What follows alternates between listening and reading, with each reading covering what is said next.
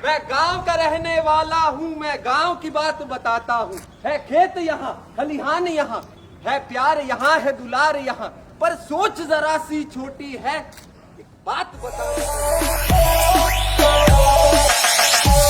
प्रीत जहाँ की रीत सदा मैं गीत वहाँ का गाता हूँ। इस जगह में रहना चाहता हूँ, इस सोच में जीना चाहता हूँ। जो कुछ भी कहना चाहता हूँ सब कुछ इसमें कह जाता हूँ। जनाब, मैं आपके बीच से आता हूँ और मैं अपनी सोच बताता हूँ।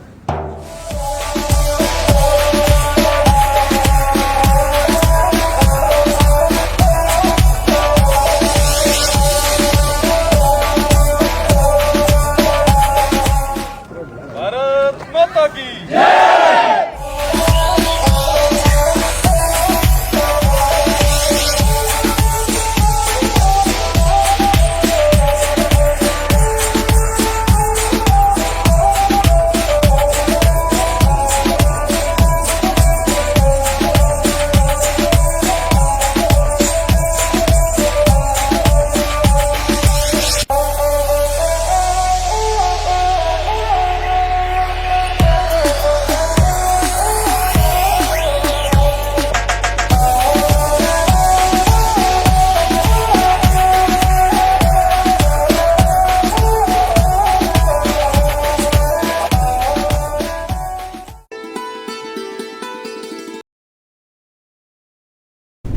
जय नारायण विश्वविद्यालय के छात्रों के द्वारा, विशेषकर केनॉल छात्र संघ एवं यूनियन छात्र संघ के अध्यक्षों द्वारा यह जो सैनिटरी नैपकिन्स के बारे में अवेयरनेस फैलाने की जो कार्यक्रम किया जा रहा है, ये एक अत्यंत हर्ष का विषय है, क्योंकि ये इस बात को जताता है कि ऐसे गंभीर विषयों पे भी जय नारायण विश्वविद्यालय के छात्र पूरी तरह से सजग हैं, पूरी तरह से वह इसको गंभीरता से लेते हैं। और जो आने वाले समय में भारत देश, जिसके अंदर 70% आबादी युवाओं की है और उसमें आधी जो है वो बच्चियों की है, उनको यदि अगर इस बारे में सजग, सैनिटरी नैपकिन्स के बारे में सजग बनाया जाएगा, जागरूक बनाया जाएगा, तो मुझे पूर्ण विश्वास है कि न केवल इससे हेल्थ और सैनिटेशन में इस देश को एक भारी मदद मिलेगी, बल्कि उन बच्चों के स्वास्थ्य के लिए ये एक बहुत बड़ा कदम होगा। मुझे खुशी हुई ये जान करके कि गांव-गांव जा करके एवं शहर के अंदर कई सारे कार्यक्रम करके इन छात्रों के अथक प्रयासों से सैनिटरी पैड जैसे गंभीर मामले जो स्वास्थ्य से सीधे रूप से जुड़ा हुआ है, उसके संबंध में इतनी जागरूकता फैलाने का यह कार्यक्रम किया जा रहा है। मेरे तरफ से सभी विद्यार्थियों को, जो इसके आयोजक हैं और जो इस कार्यक्रम को आगे बढ़ाने के लिए एवं इस जागरूकता को आगे बढ़ाने के लिए तत्पर हैं, उन सबको बहुत बहुत बधाई, खूब सारा आशीर्वाद। और मुझे पूरी उम्मीद है कि इसी प्रकार के समाज से जुड़े हुए विषय जो हेल्थ और उनके फर्दर प्रोग्रेस से संबंधित हैं, उनके संबंध में इसी प्रकार के कार्यक्रम जय नारायण विश्वविद्यालय के छात्र आगे भी करते रहेंगे। धन्यवाद। जय हिंद। प्रिय युवा साथियों, नमस्कार। मैं इंद्रजीत सिंह, जिला कलेक्टर जोधपुर। साथियों, युवा शक्ति एक ऐसी शक्ति है जो किसी भी प्रकार से अगर एक बार ठान ले तो कहीं ना कहीं बदलाव लाने की क्षमता रखती है। ऐसा ही प्रयास जेएनवीयू स्टूडेंट यूनियन द्वारा किया जा रहा है मेंस्ट्रुअल हाइजीन को लेकर। इनके द्वारा लगातार ये प्रयास किया जा रहा है कि किस प्रकार से मेंस्ट्रुअल हाइजीन एक टैबू बन के नहीं रह जाए, बल्कि उसके बारे में चर्चा हो और बदलाव की एक बयार चले। चाहे वो पैड इज़ नॉट बैड की बात हो, चाहे वो पीरियड इज़ राइट की बात हो, इन सभी चीज़ों के अंदर उनकी तरफ से प्रयास हो रहा है कि इस तरीके की बातें आज सबके सामने करते हुए हम लोग मेंस्ट्रुअल हाइजीन को प्रायोरिटाइज करें। मैं उनके इस इनिशिएटिव के लिए पूरे स्टूडेंट यूनियन की टीम को और सभी उनके युवा साथियों को बहुत बहुत बधाई देता हूं और आशा करूंगा कि आने वाले समय में भी इसी प्रकार से युवा सकारात्मक चेंज की तरफ ध्यान रखते हुए जोधपुर और आसपास के इलाके के अंदर लगातार एक बदलाव की बयार बनेंगे। बहुत बहुत धन्यवाद। जय हिंद, जय भारत। मुझे बहुत प्रसन्नता हुई कि मुझे पता लगा कि विश्वविद्यालय के छात्रों ने, छात्र संघ के प्रतिनिधियों ने, सबने मिल करके कई सामाजिक दायित्वों का निर्वहन इन दिनों में कर रहे हैं और गत 2 दिनों में उन्होंने बहुत सारी एक्टिविटीज़ करके समाज को बहुत नई जानकारियाँ दी, जो कि बहुत आवश्यक भी थी। पहले दिन गांव में कुछ 7-8 गांव में जा कर के आप लोगों ने सामाजिक सरोकार की बातें विशेषकर गांव में महिलाओं को और छात्राओं को ये अवगत कराया कि किस तरह से पैड उपयोगी है और किस तरह से इसका उपयोग नहीं करने पर नुकसान होता है। और भी बहुत सारी जो उससे रिलेटेड जानकारी थी, उसका नुक्कड़ नाटक के माध्यम से जो छात्राओं ने और छात्रों ने प्रदर्शन किया, वास्तव में वो काबिल तारीफ़ है। मैं इस तरह के प्रयोगों का हमेशा प्रोत्साहित करता हूं, और हम विश्वविद्यालय के छात्र जो हैं उनका ये बहुत बड़ा दायित्व है कि सामाजिक सरोकारकारी विषय पर ज़्यादा से ज़्यादा समाज को लाभान्वित करें। और ये एक बहुत बड़ी बात है, क्योंकि हम सभी का उद्देश्य यही है कि रोशनी अगर मिले अंधेरे को, आदमी तरसे नहीं सवेरे को, और मजबूर ना रहे दुनिया में कोई, आओ रोशन करे हर बसेरे को। हम हर छोटे छोटे व्यक्ति को जो गांव में है, वंचित है, जिसको कोई जानकारियाँ नहीं है, हम हमारे विश्वविद्यालय के छात्र हैं, वो नए नए प्रयोग करके नई नई जानकारियाँ जुटा करके गांव के सुदूर भाग तक, क्योंकि हमारा अंतिम उद्देश्य एक अंत्योदय हो, अंत का उदय हो, जिनको जो जानकारियाँ नहीं है वो जानकारियाँ हम प्रदान करें। और ये दायित्व हमारे यहाँ के छात्र निभा रहे हैं। मैं उनको बहुत बहुत शुभकामनाएं देता हूँ, और इस तरह के कार्यक्रम आगे भी करते रहें, जिससे कि विश्वविद्यालय का जो दायित्व है समाज के प्रति, उसके प्रति भी वो जागरूक हों और समाज को लाभान्वित करें। मैं पुनः विश्वविद्यालय के अध्यक्ष रविंद्र सिंह जी और उनकी पूरी टीम को बधाई देता हूं कि उन्होंने ये बहुत अच्छा कार्य किया है।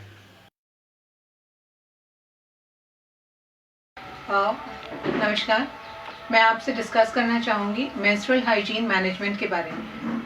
हमारे देश और दुनिया की आधी आबादी यानी कि महिलाएं अपने ज़िंदगी के अहम 7 से 10 साल जिन तकलीफ़ों के साथ गुजारती हैं, जी हाँ, मैं बात कर रही हूँ माहवारी के उन दिनों की। जी, मेंसेस यानी माहवारी या पीरियड्स, यस, उन दिनों की जिन दिनों में महिलाएं कुछ तकलीफ़ों के साथ अपने दिन निकालती हैं। क्या हमारी वो महिलाएं देश या देश की जागरूक जिम्मेदार लोग इन तकलीफ़ों से वाकिफ़ हैं?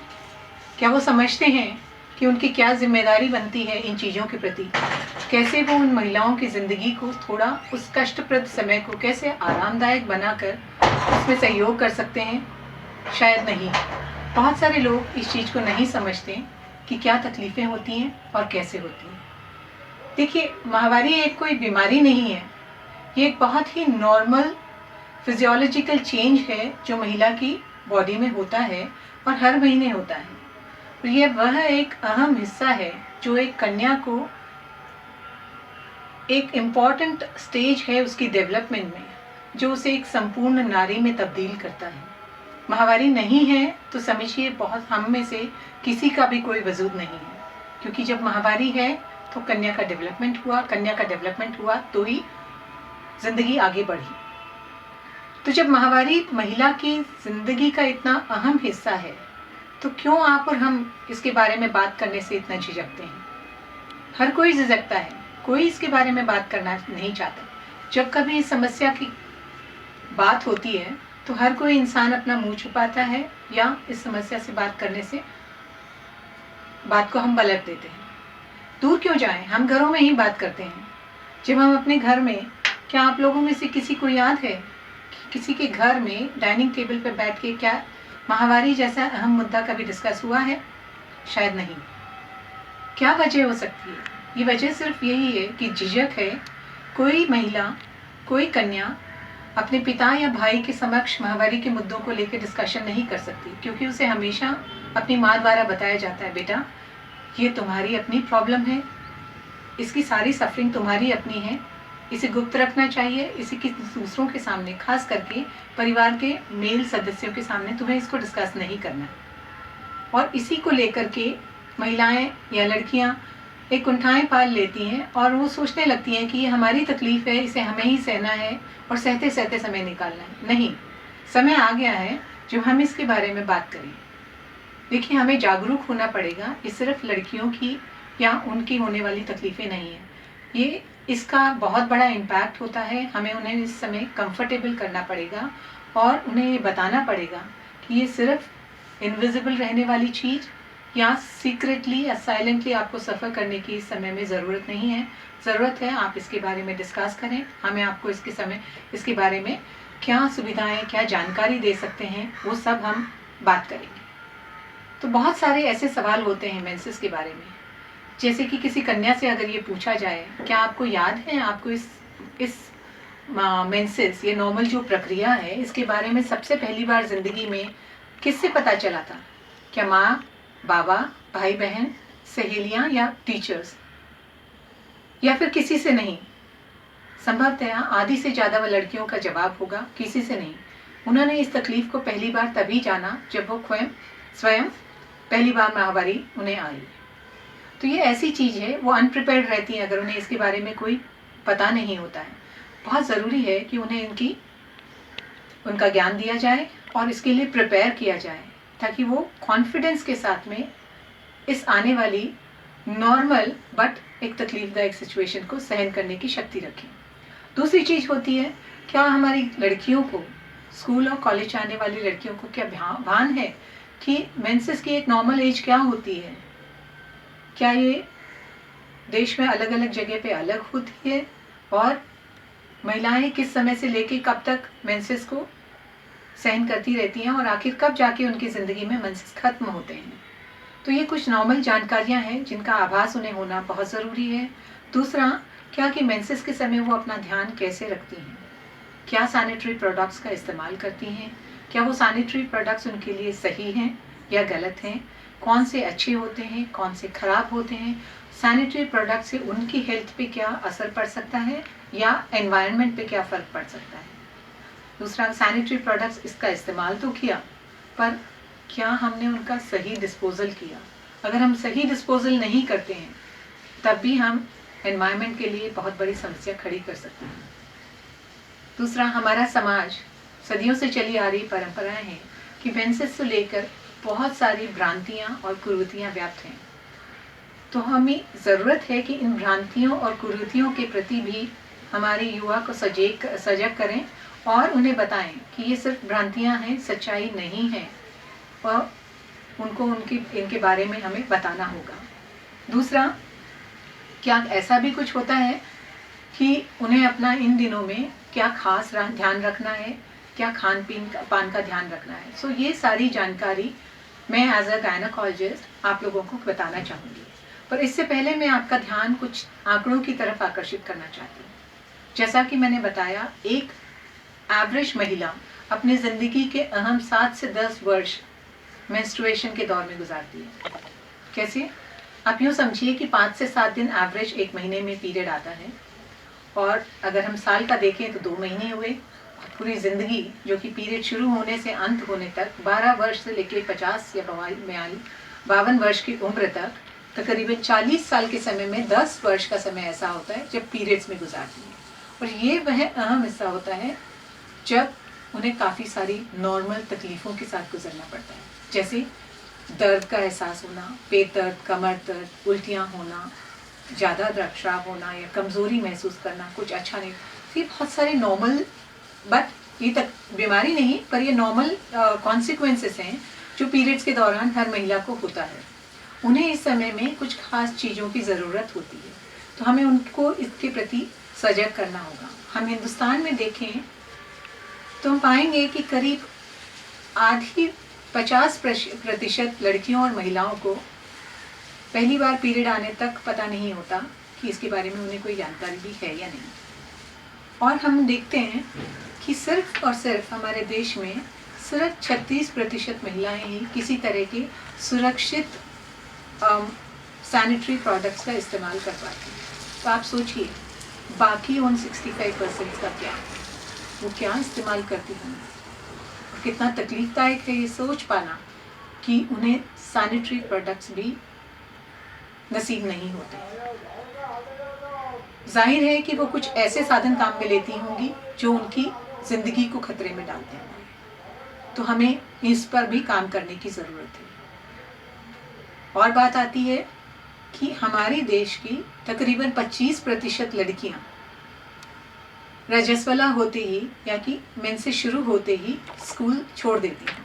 कारण कि स्कूल में उन्हें पर्याप्त मेंस्ट्रुअल हाइजीन मैनेजमेंट के प्रोडक्ट्स नहीं मिलना या सुविधाएं नहीं मिलनी, या तो उन्हें सुविधाएं नहीं मिलती हैं, पानी की व्यवस्था नहीं होती है, प्रॉपर टॉयलेट्स नहीं होते हैं, या कॉन्फिडेंशियल जगह नहीं मिलती है। इस वजह से वो स्कूल छोड़ के घर बैठ जाती हैं। और जो कुछ बच्चियाँ स्कूल पहुँचती हैं उनमें से भी ज़्यादातर लड़कियाँ करीब महीने के 5 दिन स्कूल नहीं जा पाती इन्हीं तकलीफ़ों की वजह से। तो ये बहुत ही अहम मुद्दे हैं जिन पे हमें काम करना होगा। सिर्फ लड़कियों तक सीमित नहीं है ये तकलीफ़ें, जो कामकाजी महिलाएं हैं और इवन जो घर को बनाने वाली महिलाएं हैं उन्हें भी इस तकलीफ़ के दौर से गुजरना पड़ता है। वो भी सुविधाओं के अभाव में या तो अपने काम पर नहीं जा पाती हैं महीने के उन दिनों में, या घर में रहते हुए भी अगर उन्हें प्रॉपर सुविधाएं नहीं मिलती हैं तो उनके काम पर असर पड़ता है। तो समय आ गया है कि हमें इस बारे में बात करनी चाहिए और एक अवेयरनेस फैलानी है कि महिलाओं के इन अहम दिनों में समाज का बहुत बड़ा रोल है।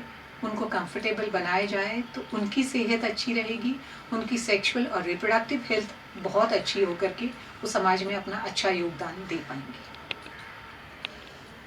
इसी कड़ी में इन चीज़ों को ध्यान में रखते हुए पूरे देश में मेंस्ट्रुअल हाइजीन डे का सेलिब्रेशन किया जाता है, जिसके लिए 28 मई का दिन चुना गया।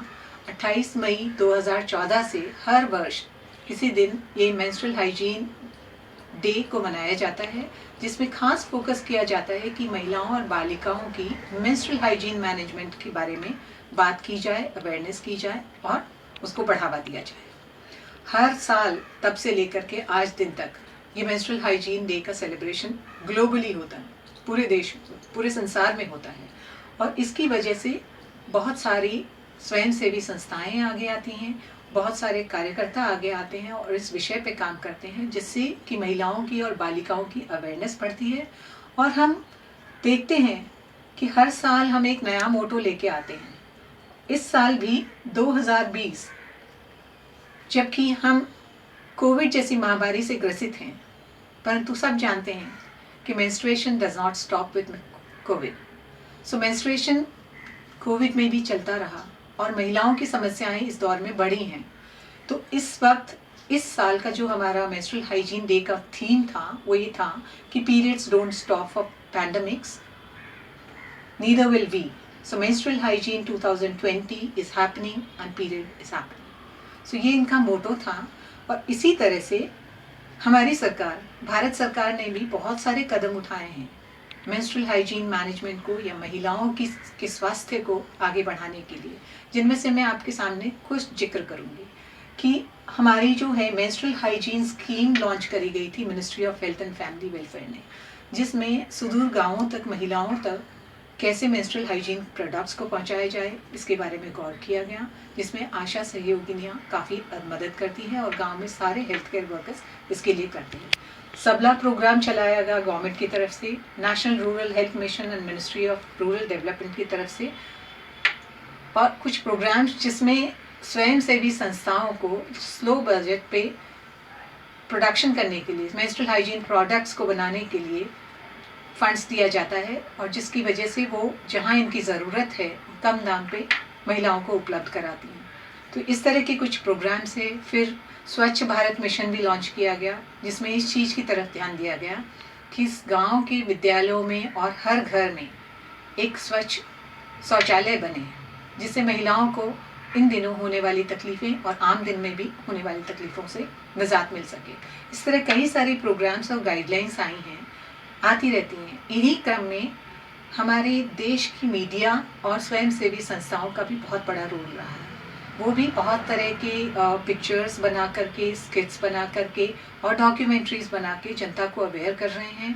स्वयंसेवी संस्थाएं अपने काम को लेकर के दूर दराज तक जाती हैं और महिलाओं को मदद करती हैं। ये बहुत बड़े और अच्छे संकेत हैं इस तरफ काम करने के।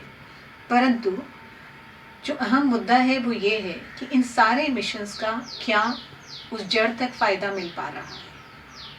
आज ज़रूरत है इस चीज़ की, इस देश के युवा को समझने की कि हम इन सब चीज़ों का फ़ायदा उस लेवल तक पहुँचाए जहाँ इसकी सबसे ज़्यादा ज़रूरत है। देखिए, आज हम जब बात कर रहे हैं इस समय हम पाएंगे कि इस बहुत सारी महिलाएं इस समय भी तकरीबन 800 मिलियन से ज़्यादा महिलाएं आज इस समय महामारी से ग्रसित होंगी, परंतु ज़्यादातर महिलाएं जो सभ्य समाज में रह रही हैं वो फॉर्चुनेट हैं कि उन्हें मेंस्ट्रुअल हाइजीन मैनेजमेंट के साधनों की कोई कमी नहीं रहती। वो जब चाहें तब कोई प्रोडक्ट इस्तेमाल कर सकती हैं। उन्हें छोटी मोटी तकलीफ होती है तो वो आसानी से गायनेकोलॉजिस्ट तक पहुंच जाती हैं, जहां वे ये पता कर सकती हैं कि मेरी नॉर्मल प्रॉब्लम क्या है और मेरे कब अबनॉर्मल में तब्दील हो रही है, मुझे और क्या सुविधाएं चाहिए, या अपनी प्रॉब्लम्स को लेके आराम से डिस्कशन कर सकती हैं। परंतु दुनिया की तकरीबन 355 मिलियन लड़कियां ऐसी हैं जो इन सब साधनों से वंचित हैं। उनका क्या? ऐसे भी बहुत सारे लोग हैं जिन्हें रहने की छत नहीं है, घर नहीं है, रिफ्यूजीज हैं या बहुत गरीब हैं या ट्रांसजेंडर्स हैं या सोसाइटी के वो डिप्राइव्ड लोग हैं जो इन सभी साधनों से वंचित हैं। क्या हम उनके लिए काम कर पा रहे हैं? सोचिए ज़रा, ज़रूरत है हमें आज उनके लिए काम करने की। तो हमें देखना है कि इन चीज़ों की वजह से जो हमारी सोसाइटी में व्याप्त कुरीतियाँ और टैबूज हैं उसका क्या इम्पैक्ट होता है। डेफिनेटली हमारे देश की जनता, खास करके महिलाओं के एजुकेशन पे, उनकी हेल्थ पे इसका बहुत बड़ा इम्पैक्ट होता है। साथ ही देश की इकोनॉमी और हेल्थ पर फर्क पड़ता है। तो हम देखेंगे कि किस तरह की मेंसेस से रिलेटेड किस तरह की कुरीतियाँ और भ्रांतियाँ हमारे देश में व्याप्त हैं। हमारे ही देश में नहीं, मैं सोचती हूँ दुनिया के हर कोने में इस तरह की कई सारी भ्रांतियाँ व्याप्त हैं। बहुत सारी स्टडीज़ और सर्वेज में हमने पाया कि तकरीबन 10 से 15% महिलाएं में हमें ऐसी मिलती हैं जो कहती हैं कि उन्हें किसी तरह की बंदिशों का सामना नहीं करना पड़ता इस दौरान। ज़्यादातर महिलाएं अक्सर इस तरह की बंदिशों से ग्रसित होती हैं कि उन्हें रसोई घर में नहीं जाने दिया जाता, पूजा की जगह नहीं जाने दिया जाता। उन्हें कहा जाता है आप नहाए धोए नहीं, पानी का इस्तेमाल ना करें, साफ सुथरा ना रखें अपने आप को, टेम्पल में नहीं जा सकते, कुकिंग नहीं कर सकते, कुछ चीज़ें खास करके खट्टी चीज़ें नहीं खा सकते, इससे आपके शरीर पे विपरीत प्रभाव पड़ता है। कहते हैं आप शीशे में शक्ल तक मत देखिए, शीशा टूट जाएगा, गाय को हाथ लगाएंगे तो गाय मर जाएगी, और न जाने कितनी तरह की ऐसी भ्रांतियाँ। सोचिए कितनी अननेचुरल लगती हैं, पर ये व्याप्त हैं। और यहाँ तक जैसे नेपाल जैसे देश में महिलाओं को इन दिनों में कुछ खास तरह की झोपड़ियों में रहने के लिए कहा जाता है। वो अपने घर में नहीं रह सकती, अपने बिस्तरों में नहीं सो सकती हैं, उन्हें जाकर के अलग से झोपड़ियों में रहना पड़ता है। बड़ा कष्टदायक जीवन होता है। और कई बार तो ऐसा भी हुआ है कि उन झोपड़ियों में बिना सुविधाओं के रहते हुए किसी जहरीले जानवर से काट ली जाती हैं और कुछ महिलाओं की मौत भी हो जाती है। बहुत दर्दनाक है, पर ये सत्य है। पर इन कुरीतियों के साथ ही कुछ अच्छी चीज़ें भी रिलेटेड है। मेरे स्वयं के ध्यान में आया, मैंने देखा कि आंध्र प्रदेश में कई जगह ऐसी हैं जहां इस मोमेंट को, मेंसेस या मेनार्की को सेलिब्रेट किया जाता है। किसी फेस्टिवल की भांति वो सेलिब्रेट करते हैं और इस चीज़ का वो गर्व से कहते हैं कि आज हमारी बच्ची बड़ी हो गई है। तो सोचिए ये कितना अच्छा इम्पैक्ट डालता है किसी की सेहत पे। किसी को ये इस तरह से समझाया जाए कि तुम आज तक बच्चे थे और ये इवेंट आपकी लाइफ में गेम चेंजर है, आज आप बड़े हो गए हो और अब से आपकी हेल्थ में कुछ चेंजेस आएंगे। तो इस तरह के चेंजेस हैं जो बहुत ज़रूरी हैं, होने चाहिए। इसीलिए ज़रूरत है कि हम अपनी लड़कियों को, और सिर्फ लड़कियों को ही नहीं, पूरे समाज को एजुकेट करें मेंस्ट्रुअल हाइजीन के बारे में।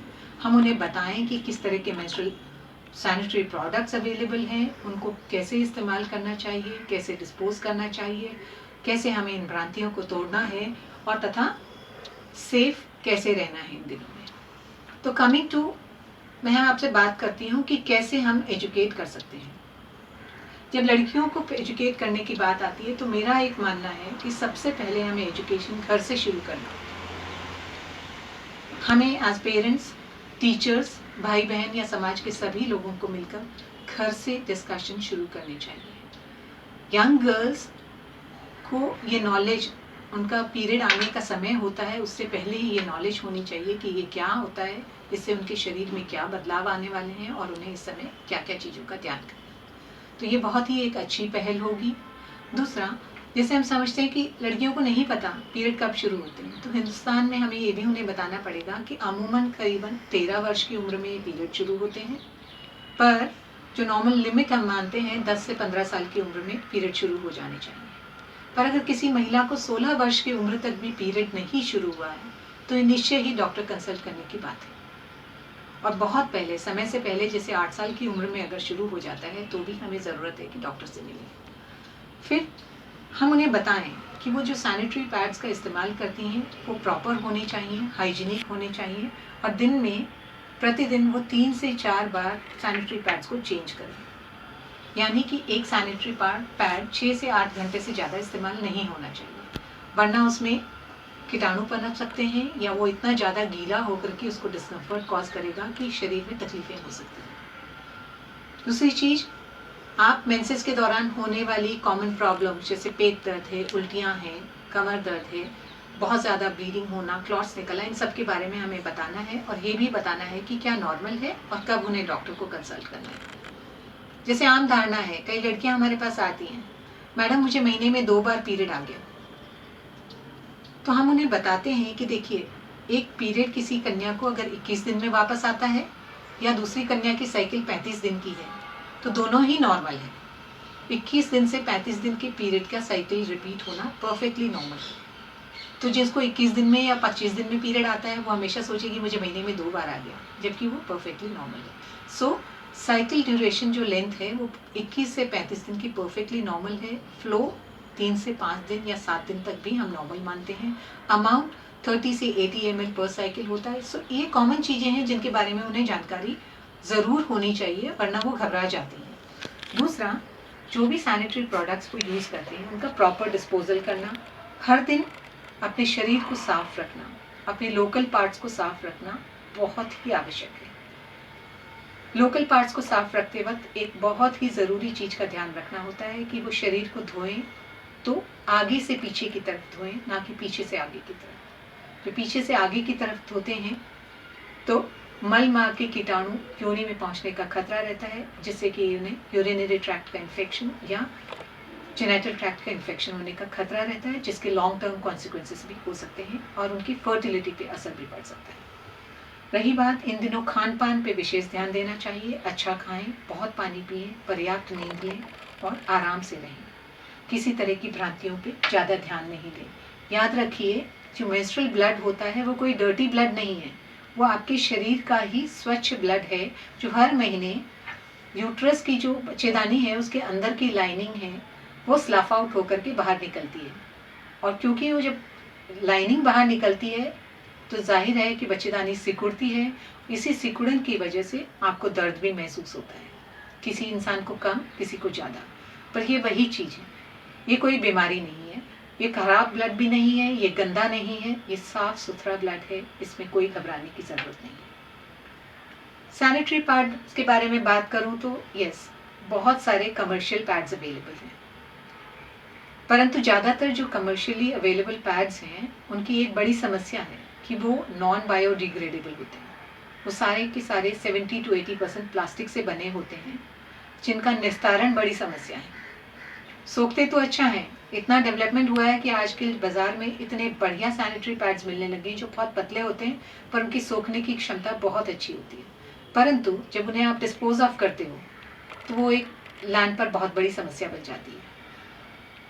दूसरी तरफ जो कुछ प्रोडक्ट्स अवेलेबल हैं वो है बायोडिग्रेडेबल वंस, यानी कि कपड़े से बने हुए सैनिटरी पैड्स बहुत अच्छे होते हैं, रीयूजेबल होते हैं और इनसे कचरा भी कम जनरेट होता है, आपके स्वास्थ्य के लिए भी अच्छे होते हैं। सो ये आप पर निर्भर करता है कि आप क्या इस्तेमाल करते हैं। जो आपको सूट करे, जो आपकी पॉकेट को सूट करे, वो इस्तेमाल करना चाहिए। इन प्रोडक्ट्स के अलावा दूसरे प्रोडक्ट्स होते हैं मेंस्ट्रुअल टैम्पून्स और मेंस्ट्रुअल हाइजीन कप्स।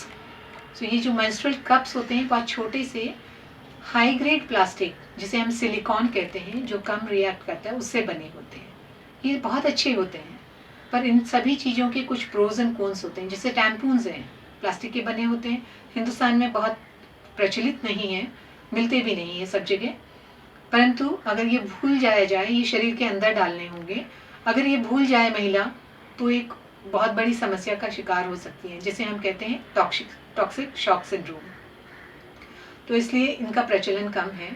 दूसरी तरफ जो मेंस्ट्रुअल कप्स हैं उनका भी प्रचलन हमारे देश में अभी कम है, परंतु ये अच्छी चीज़ है।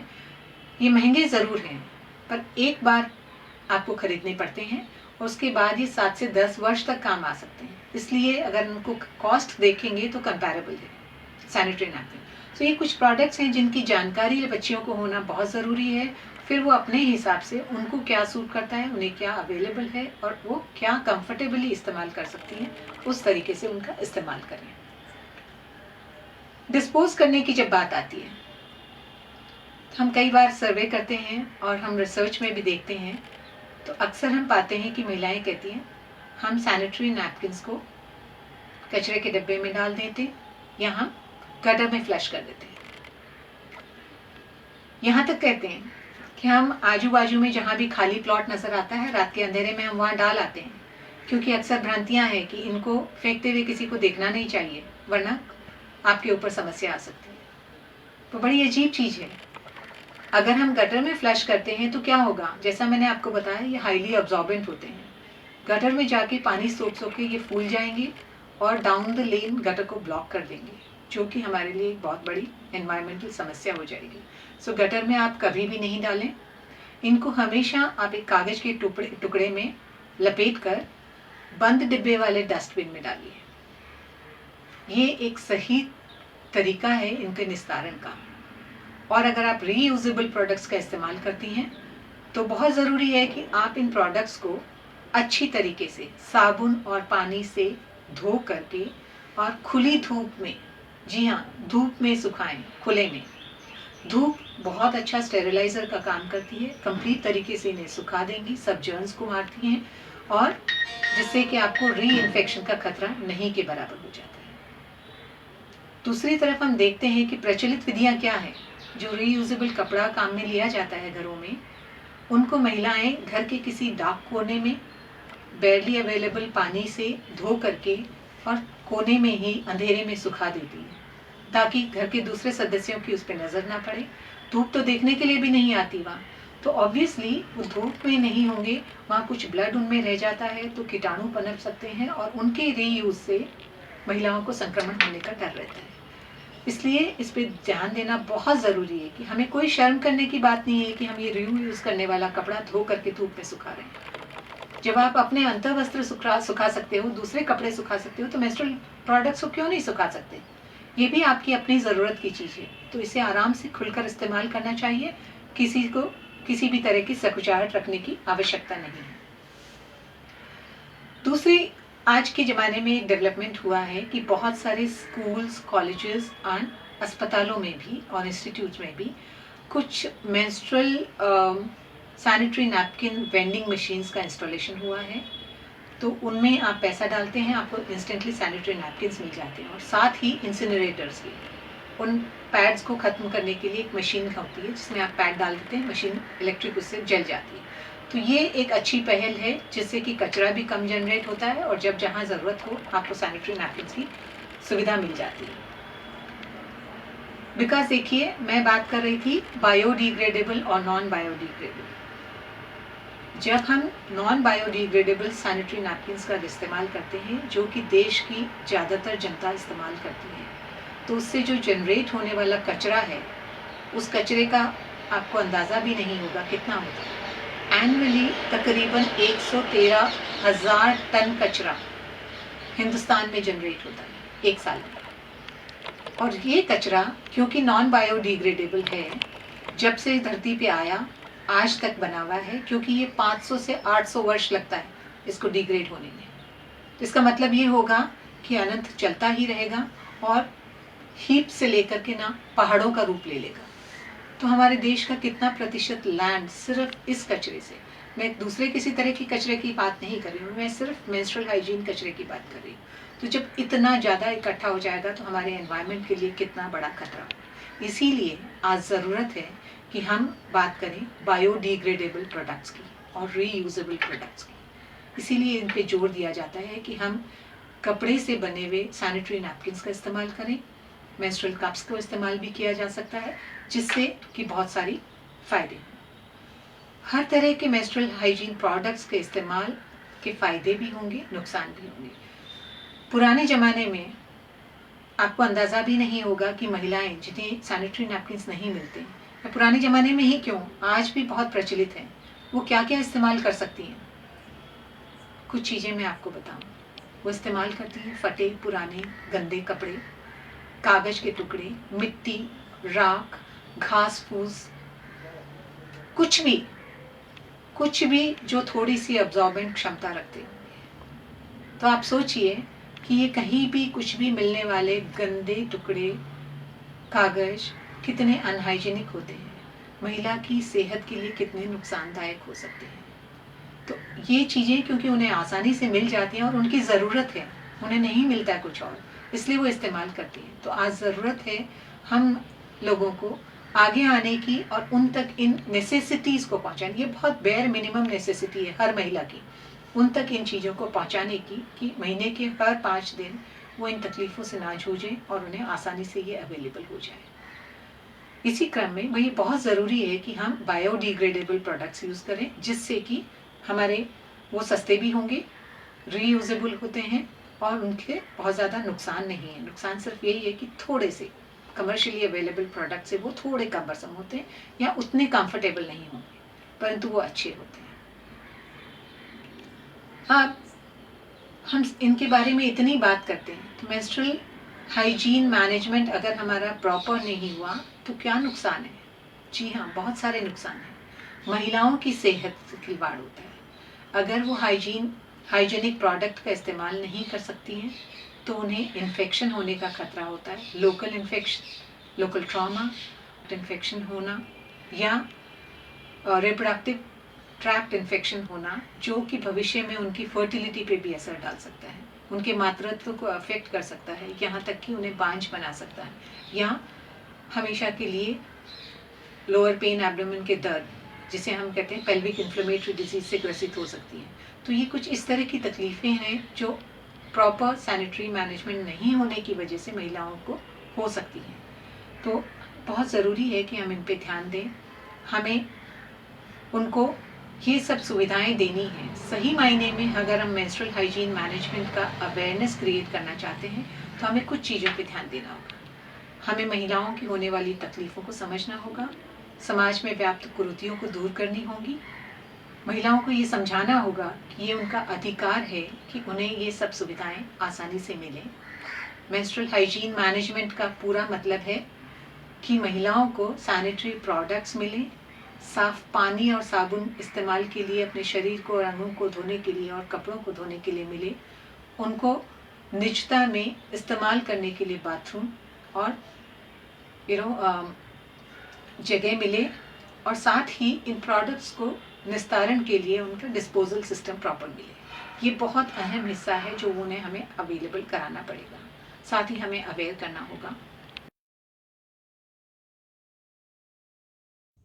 रविंद्र भाटी एवं प्रियंका सिंह नरूका द्वारा मेंस्ट्रुअल साइकिल के दौरान सुरक्षा पर जो अभियान चलाया गया है वह एक सराहनीय कदम है। महिलाओं में माहवारी के दौरान किन सुरक्षात्मक कदमों को ध्यान में रखना चाहिए एवं इन विषयों पर परिवार में एक खुली चर्चा भी होनी चाहिए। इस विषय में परिवार के पुरुषों को भी सेंसिटाइज करने की आवश्यकता है, क्योंकि विभिन्न तबकों की जो महिलाएं हैं हमारी इस विषय को लेकर पूर्ण रूप से शिक्षित नहीं है, तथा पर्दा प्रथा ने भी अभी भी महिलाओं को अपनी समस्याओं की चर्चा खुलकर करने से रोक रखा है। आज भी महिलाएं माहवारी के दौरान रीयूजेबल मटेरियल्स का इस्तेमाल करती हैं, जिन्हें अगर पूर्ण रूप से स्वच्छ व साफ न किया जाए तो कई कीटाणु उत्पन्न हो सकते हैं और उनसे fungal infection, bacterial infection, itching, cervical cancer आदि रोगों का कारण बन सकता है। आज आवश्यकता है कि महिलाओं के डिस्पोजेबल मटेरियल का इस्तेमाल करना चाहिए, ताकि इस प्रकार की जो कॉम्प्लिकेशंस हैं वो उत्पन्न ना हो। सरकार ने ग्रामीण महिलाओं को भी आर्थिक सहायता प्रदान की है। माहवारी के दौरान जो डिस्पोजेबल मटेरियल यूज होता है उसके निर्माण के लिए कई कॉटेज इंडस्ट्रीज लगाने हेतु आवश्यकता है कि महिलाएं माहवारी के दौरान स्वच्छता के प्रति जो ऋणात्मक दृष्टिकोण है उसे हटाएं और परिवार में जो अपनी बच्चियों को इस दौरान संपूर्ण स्वास्थ्य सुरक्षा प्रदान करने की जो है वो फर्ज निभाने का उत्तरदायित्व वो परिवार के बुजुर्गों को देना चाहिए। पुनः इन दोनों बच्चों को ग्रामीण इलाकों में इस विषय पर चेतना जागृत करने के लिए और इस विषय पर कई नुक्कड़ नाटकों का आयोजन करने के लिए मैं बधाई देती हूं और इस कार्यक्रम की सफलता की शुभकामनाएं देती हूं। जय हिंद। मैं प्रियंका सिंह नरूका, छात्र संघ अध्यक्ष, कमला नेहरू महिला महाविद्यालय, बहुत ही प्राउड और हैप्पीनेस फील कर रही हूँ आपको ये बताते हुए कि जेएनयू छात्र संघ के तत्वाधान में 19 और 20 नवंबर को एक अवेयरनेस कैंपेन चलाई गई।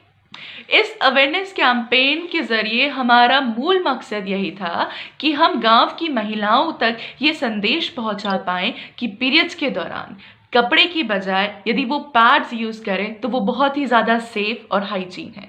साथ ही साथ जो समाज के पुरुष हैं वो इस टॉपिक पर भी खुलकर चर्चा करें, इसे एक टैबू ना समझा जाए बल्कि इसके ऊपर डिस्कशन किए जाएं, ताकि जिस पीड़ा से महिलाओं को हर महीने गुजरना पड़ता है वो खुद को अकेला ना पाएं, वो संकुचित महसूस ना करें और इस पर खुलकर बात करें। तो बस मेरा आप सभी से ये अनुरोध है कि ये जो इनिशिएटिव हमने लिया है, जेएनयू के छात्र छात्राओं ने ये जो इनिशिएटिव लिया है, इस कैंपेन में आप सभी हमारा हिस्सा बने और ज़्यादा से ज़्यादा इस मैसेज को स्प्रेड करें कि अगर हम पीरियड्स के ऊपर खुलकर बात करें तो ये गलत नहीं है, ताकि हमारी जो महिलाएं हैं वो सेफ एंड सिक्योर रह सकें। जय हिंद, जय भारत।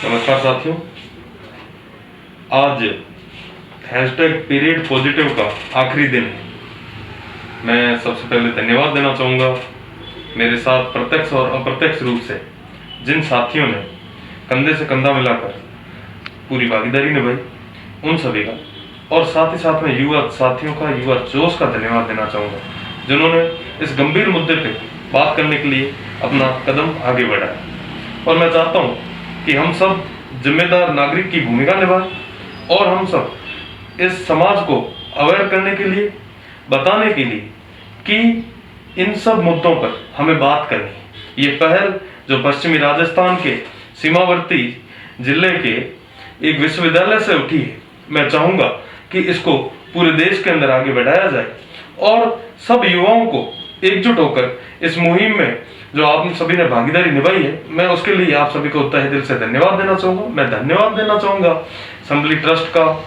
स्काई मीडिया, मेरे साथ ही साथ काम कर रहे मेरे माई FM 94.3 के RJ रेक्स भैया, और सबसे बड़ी चीज कि कई सारे लोग थे जिन्होंने इस दौरान अपनी भागीदारी निभाई, जिसके अंदर मुख्य रूप से कुलदीप जी खत्री, SSDN नेटवर्किंग, साथ ही साथ में हमारे media partner Shri Ram studio और चाय की चुस्की अमरस्थली, और आप सभी का जिन्होंने हमें इस मुहिम में मदद की और युवाओं के अंदर एक जोश को ऊपर उठने में सहायता की। धन्यवाद। रविंद्र भाटी, छात्र संघ अध्यक्ष।